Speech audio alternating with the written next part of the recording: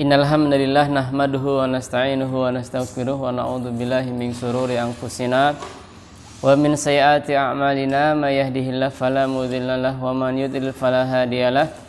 Asyhadu an la ilaha illallah wahdahu la syarikalah wa asyhadu anna Muhammadan abduhu wa rasuluh, amma ba'd. Tapi ikhwatal kiram yang sama-sama mengharap ridha Allah tabaraka wa taala, alhamdulillah pada kesempatan malam hari ini kita diberikan kenikmatan sehingga dapat berkumpul di majelis bahasa Arab kembali yang kita jadwalkan setiap hari Rabu malam Kamis ba'da maghrib insyaallah. Tapi ikhwatal kiram ya, kita langsung masuk kepada pembahasan ya materi kita supaya lebih memaksimalkan waktu yang ada ini. Dan kemarin kita sudah belajar tentang dhamir, mutasil, rofa, nasab ya, sudah ya.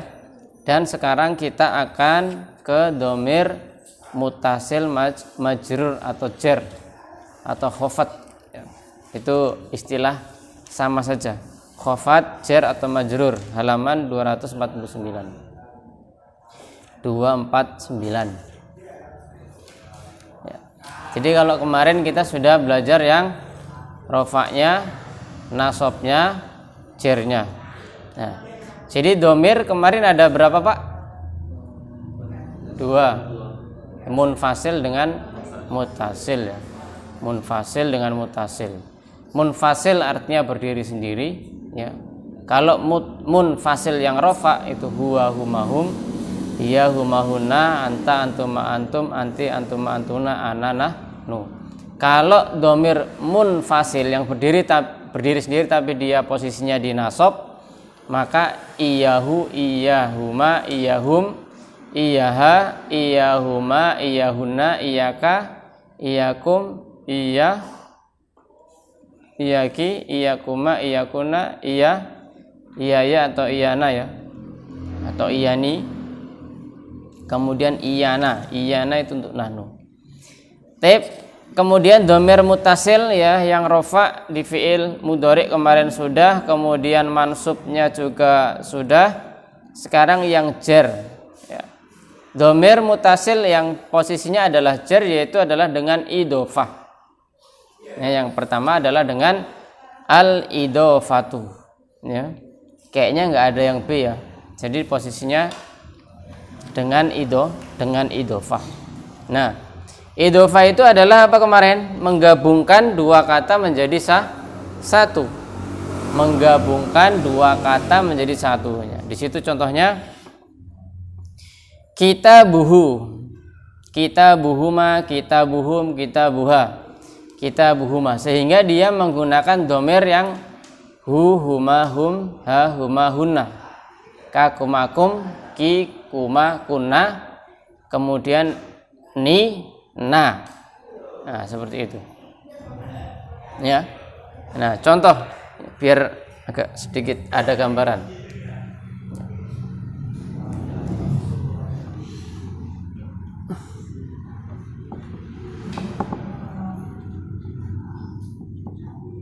Al-idhofatu. Nah, al-idhofah menggabungkan dua kata. Di sini ada kitab dengan dhamir hu. Dhamir hu ini kalau dia posisinya dia munfasil nasab, maka tambah iyahu.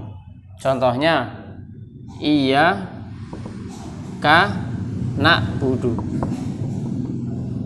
Nah, ka ini kan harusnya dia nasabnya dia karena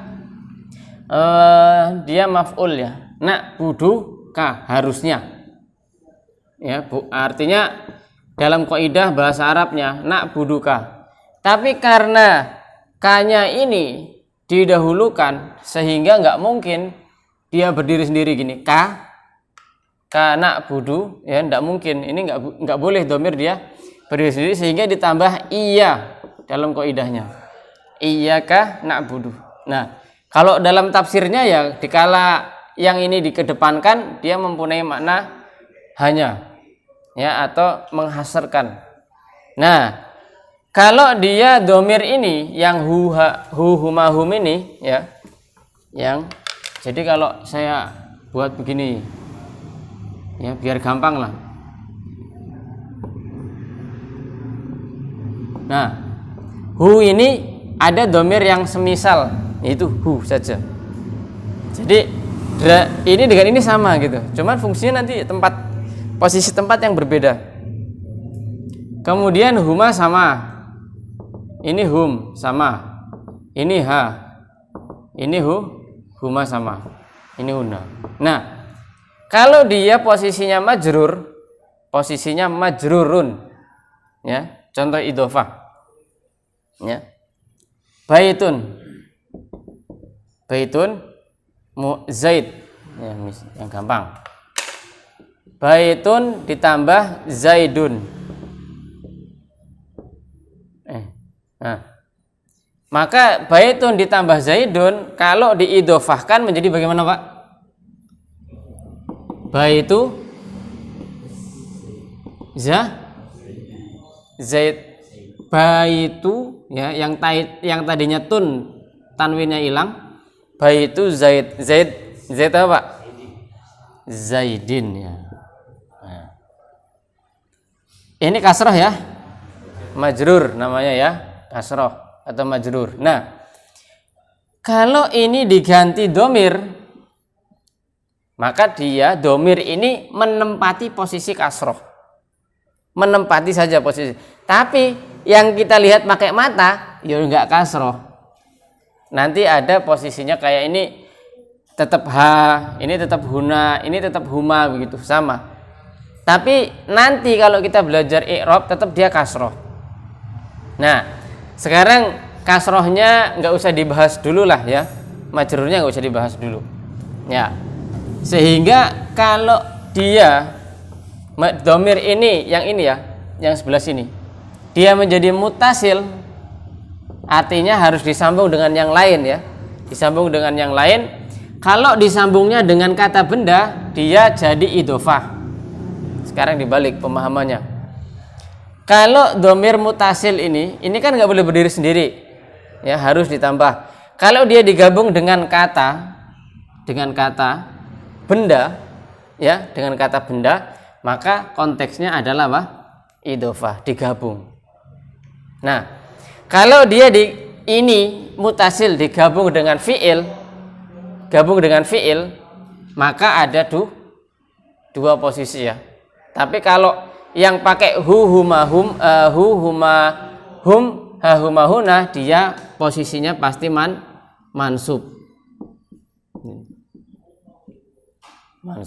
Jadi domir mutasil yang ini. Kalau domir yang rofa, maka yang kemarin kita bahas yang hanya alif, kemudian wawu, ya, kemudian apa lagi, Pak? Ya plus nun, ya kan? Begitu. Atau tambahan-tambahan yang di belakangnya yang kemarin kita bahas. Nah, sehingga intinya, Pak, yang saya ingin kasih gambaran ke kita semuanya itu, domir mutasil itu bukan hanya ini gitu aja bentuknya. Ada juga kalanya dia alif, wawu, ya. Terus domir mutasil ini alif lagi. Ya, kalau di sini nun niswah. Nah, kayak gitu.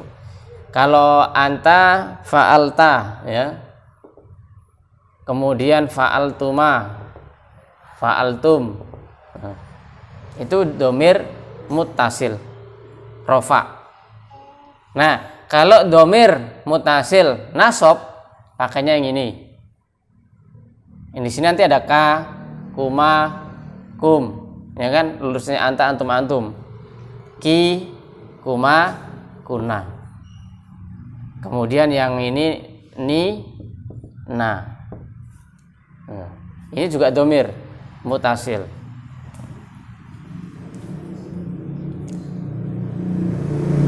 Sampai sini dulu, Pak. Ada gambaran? Ada gambaran belum? Belum. Ya, saya ringkaskan. Apa itu domir, Pak? Memakna domir. Kata ganti ya. Ini kita belum masuk ke fiil ya. Karena mau belajar fiil harus paham domir. Kok domirnya kayak jelimet ada 4 ya kan, kita ingin belajarnya kafah kan begitu. Kalau ingin singkat-singkat ya gampang, satu aja, huwa selesai langsung fiil. Nah, domir ada 2 ya, munfasil, munfasilun, artinya berdiri sendiri. Ada yang muttasil, muttasilun, artinya apa? Nyambung atau enggak bisa berdiri sendiri, ya kebalikannya.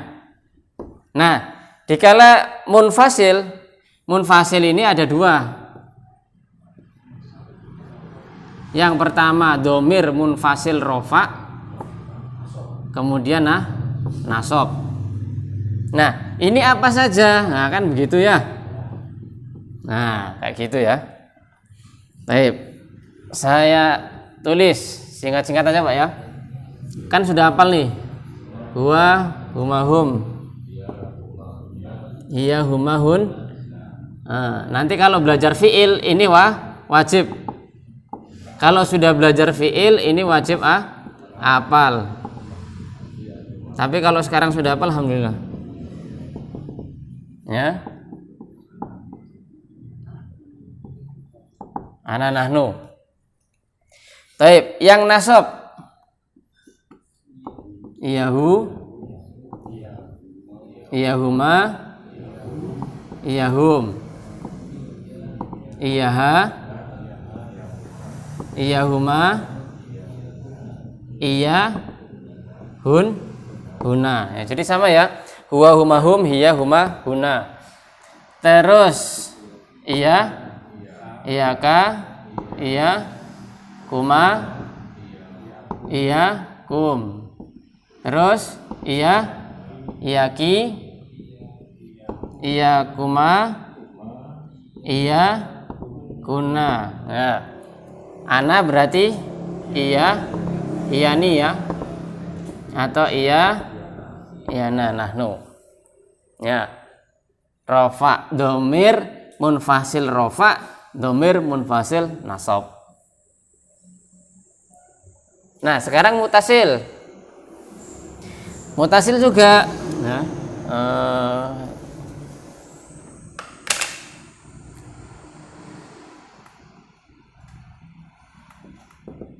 mutasil ada berapa? Ada berapa? 3 ya. Mutasil rofa, betul? Mutasil nasab,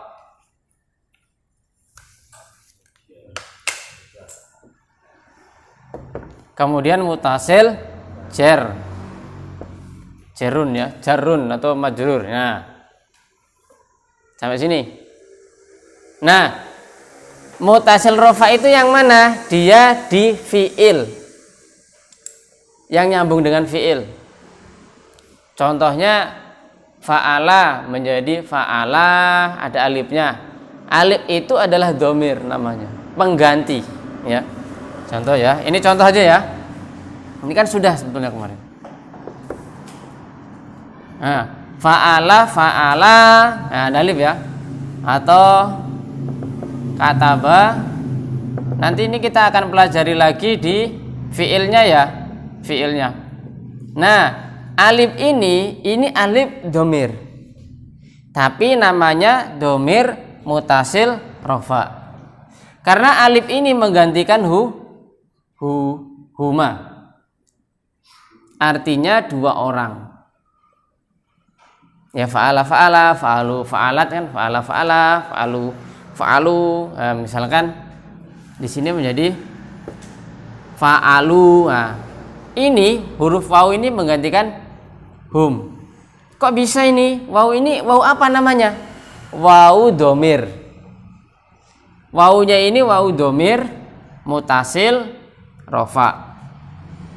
Nah, kayak gitu. Kalau nasab bagaimana? Nasab contohnya fa'ala ditambah hu. Ya, yang kemarin kita sudah belajar ini ya. Fa'alahu, fa'alahu.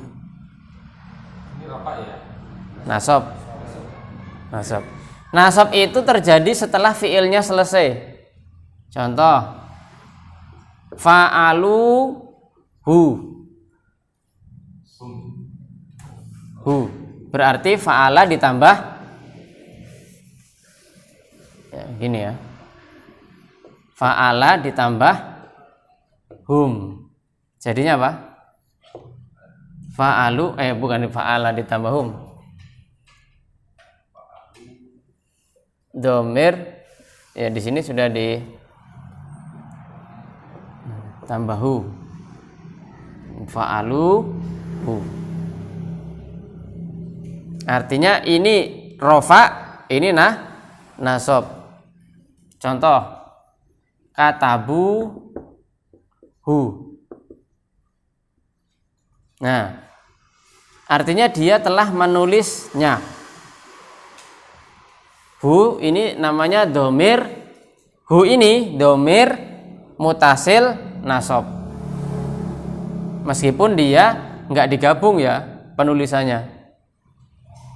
Contoh misalkan katabaka. Nah, kataba plus k. Ini k-nya anta, betul. Berarti di sini ada fiil, fa'il, maf'ul. Fiilnya kataba, fa'ilnya adalah domir huwa, kemudian maf'ulnya adalah anta. Jadi katabaka. Dia satu orang laki-laki telah menulis kamu. Telah menulis namamu gitu. Misalkan. Nah, ini namanya domir mutasil nasab. Nah, domir mutasil nasab ini pakai yang ini. Yang ini nasab ini. Tapi ianya nggak ada karena dia di belakang, karena sudah tersambung. Nah, kayak gitu. Nah, sama halnya dengan yang jar juga, ya. Yang jar terjadi di mana? Idofah, ya. Domir mutasil jar itu terjadi di mana? Al-idofah, ya. Idofah itu menggabungkan dua kata menjadi satu. Contohnya kolamun tambah k. Nah, jadinya bagaimana? Kolamuka. Artinya apa, Pak? Pulpen milik kamu. Karena idofah itu mempunyai 3 makna ya. Li, fi, min.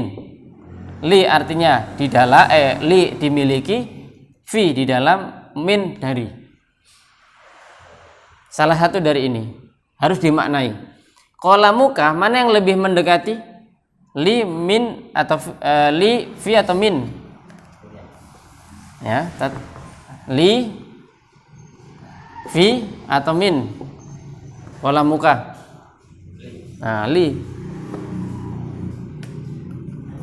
Contoh kalau yang min, misalkan maun, artinya apa? Air. Tambah nahrun. Oh, nah. Ya, nahr. Maun nahri. Digabung ya. Maun nahri. Artinya apa? Air di sungai, berarti fi. Dimaknai fi di dalam. Ma'ul bahri misalkan. Ma'ul bahri, ya, laut ya. Ma'ul bahri, air di laut. Nah, sehingga menyingkat apa ya? Kata idofah itu sebetulnya. Nah, kayak gitu. Jadi kita kembali ke domir ya. Kemudian misalkan masjidun tambah misalkan kita ingin menaik kami nun, berarti apa? Jadinya masjiduna. Apa artinya masjiduna? Masjid milik kita atau kami. Kita dan kami sama ya. Ini domirnya nahnu. Nah, posisi ini namanya jar karena idhofah itu di belakangnya pasti majrur. Ya. Ini mengingat yang enggak tahu pertemuan yang keberapa itu. Yang di depan, ya, majrur. Begitu. Betul, Pak. Itu nanti istilahnya mabniun. Mabniun alal jar atau fi mahali jarrin begitu. Nah, itu nanti ngi'rabnya. Membedakan muntasil dengan munfasil fungsinya ini kalau rofa dengan nasab paham. Cuma munfasilnya ini apa yang membedakan dengan muntasil? Kalau munfasil dia berdiri sendiri. Munfasil berdiri sendiri. Artinya huwa misalkan ya atau antalah. Nah, anta ini dia itu berdiri sendiri, enggak digabung. Penulisannya itu tidak digabung dengan kata lain. Contoh kita ingin ngomong baituk rumah kamu, bukan baitun anta begitu. Baitun anta. Ya benar, rumah kamu. Tapi kaidahnya enggak begini. Ini tapi baituka. Nah, secara fungsi seperti ini. Nah, secara arti iya kita ingin artinya kamu gitu. Sama, di sini juga anta yo kamu, di sini ka yo kamu. Begitu. Secara penulisan ya kaidahnya untuk mempermudah kaidah sih Pak untuk mutasil dan munfasil. Kalau secara makna sebetulnya sama Pak. Ya, domir faham domir ini ibaratnya masternya ya sama. Cuman domir yang ini nggak bisa dipakai yang posisinya kayak tadi. Misalkan ya tadi ya baituka itu nggak bisa kita pakai baitun anta gitu, nggak bisa. Tapi nulisnya baituka. Nah, baituka itu ya sama sudah, artinya rumah milikmu gitu. Baitun indaka atau dibalik ya. Indaka baitun, apakah engkau memiliki rumah?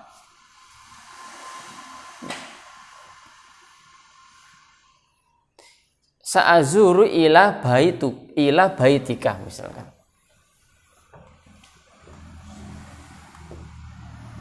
Sa'azuru ila baitika. Saya akan berkunjung ke rumahmu. Nah, bukan baitian anta. Secara penulisan sama, maknanya sama. Ini hanya cara menulis, ya sama. Ya di dalam kitab sehingga kita nanti ngerti oh itu domir, begitu. Kan ilah, itu, cer. Terus misalkan di fiil kata bu, ya misalkan